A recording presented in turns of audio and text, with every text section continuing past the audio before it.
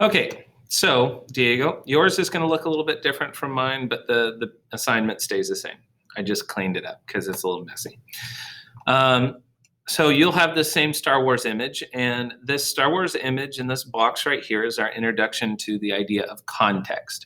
Your thesis and context are the two things that you want to have in your introduction. You can potentially have your thesis and your conclusions, just usually best to have it in your introduction. So, why are we talking about Star Wars? Why is Star Wars there? Well, at the beginning of every single Star Wars movie, they tell you what's happened in the previous movies. What information do you need to know to understand the big picture of what's going on in that episode of the Star Wars universe, right? And so we want to be doing the same thing when we're giving context. That gives context. That is context. They tell you what happened before the event. What are the big pieces of information that you need to be caught up on? And you can really think of history kind of like a TV show. You know, your favorite TV show, and it's a long series, et cetera. You got to know what happened before that episode to really be able to understand what's going on and understand what happened in that episode. So same thing with history. You want to catch them up on what happened in previous episodes. Okay, that's what context is. Catching them up on what happened in previous episodes. Okay, so what we're going to do is we're going to decide through this list of different terms which ones would be useful to talk about when providing that context, and which ones would simply be good examples, specific examples to support this claim here. Okay, that's the idea with this element of the assignment. Okay, so our first one, Caravanserai, Song Dynasty, Flying Money, Islam, Silk, Textiles, Abbasid, Caliphate. All right, and our claim is improved commercial practices and technology led to an increased volume of trade. So I want you to pause the video and I want you to take the terms that you think fit into specific examples of improved commercial practices and simply put them there. And then probably whatever else is left will go into context. So maybe I should make a funny face so you can pause me on the funny face. All right, so for example, Caravanserai, they are basically like little way stations, little motels, whatever you want to call it, for all the different camel caravans that are trading silk and textiles across the different trade routes. And so that is a specific example of improved commercial practices, right? And so that would obviously go there. Now the Song Dynasty and the Abbasid Caliphate and the religion of Islam. Are they commercial practices? No. Islam is the religion of a lot of these traders. Okay, that helps you understand who the traders are. The Song Dynasty is the empire in which those textiles and silk and all the rest of that stuff is being made in. So you'd want to know about how the Song Dynasty encouraged the production of those things. Abbasid Caliphate, the empire, Mongols. Honestly, if I sit here and think, I'd want to talk about the Mongols and how the Mongols protected trade routes. Okay, so that's something I'd put in there for context. But obviously, Flying Money and Caravanserai are two perfect examples of those improved commercial practices.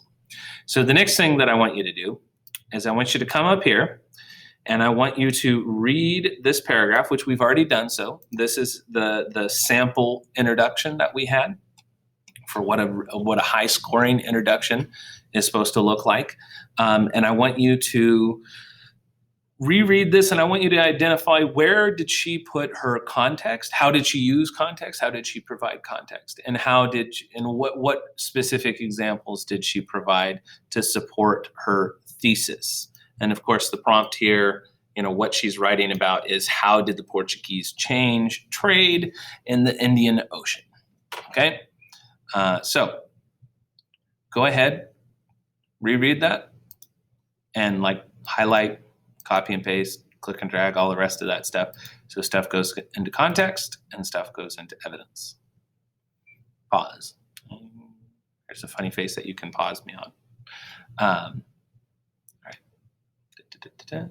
Hopefully you've done that now. So the last thing you're going to need to do, because you've basically analyzed her introduction here. Okay, so you know what's going on, you know what evidence she's used, you know what context. Which, by the way, I should tell you a little bit about that. Silk Road, Trans-Saharan, and system of seaborne commerce through the Mediterranean. Those are all elements of context. Specific examples of how they changed trade, advanced shipbuilding, gunpowder, and navigational technology allowed them to do this, this, and this. So what I want you to do is I want you to rewrite this big long paragraph. Okay, I want you to rewrite that big long paragraph into one of our more simple, more user-friendly theses. Okay, so this is answer the question, then give ABC. All right, so you would directly, in your own words, answer, boom, this thing right here. So you can use her words, though in this case, you can use her words to explain how they did that and then give those three pieces of evidence, okay? Give those three pieces of evidence as the ABC, okay? So write that thesis. Dun, dun, dun, dun, dun. What do you know? You wrote your thesis in record time. And then I want you to take that simple version and I want you to adjust it into this more complex version. Okay, so what you'll notice about X, however, ABC, therefore Y, leave me alone. What you'll notice about it is that it takes a lot of the same elements, okay? So what we're doing when we're taking this simpler format and turning it into this more complex format is all we're doing is putting a counter argument in front of it, okay? So we would say, although Muslim merchants challenged Portuguese authority, it is, however, Portuguese use of shipbuilding techniques, navigational and gunpowder, etc., that therefore allowed them to answer the question.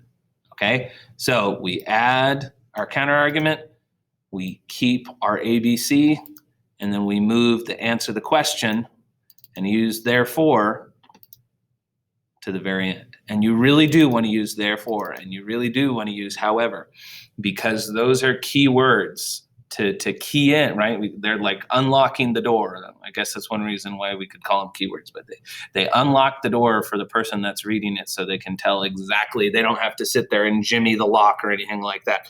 You are unlocking the door for the reader so he knows exactly where your thesis is. He doesn't have to dig around for your thesis. He doesn't have to dig around for your context or your evidence.